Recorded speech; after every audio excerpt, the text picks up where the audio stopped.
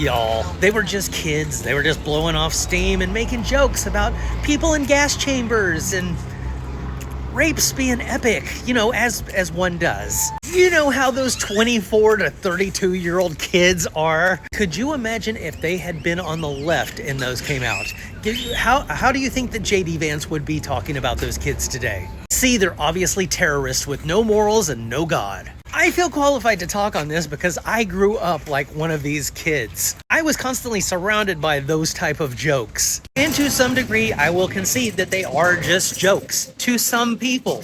But to others, over time, it starts to dehumanize the groups that you are joking about. But pretty soon you realize the only group that you're not making fun of is straight white Christian men.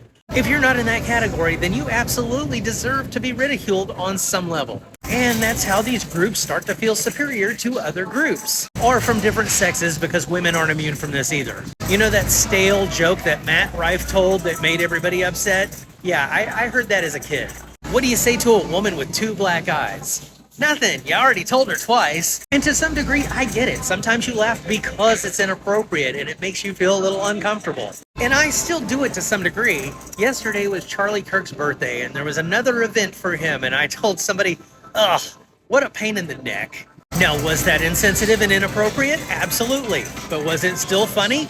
To me it was. But I just have this sneaking suspicion that that joke would not be funny to J.D. Vance. But the reason why it wouldn't be funny to J.D. Vance is because I'm breaking the rules. I'm going against the golden demographic.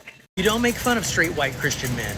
But that's also the reason why J.D. Vance is so quick to dismiss this behavior from these young Republicans as just blowing off steam or just telling jokes, and that's just what kids do. Because to him, rape jokes are fine. To him, people having to go into gas chambers, no big deal. JD grew up Catholic. His family wasn't affected by the Holocaust. The fact that he was willing to dismiss it that easily just shows that he does not care.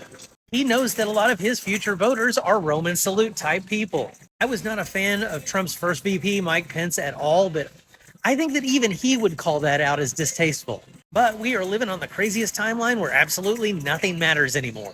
Hey, people who don't live in Texas, do you have cow hides for sale in your grocery store? Just wondering. Anyway, I don't have a good ending for this video, so I'm going to go check out, and I'll check you later.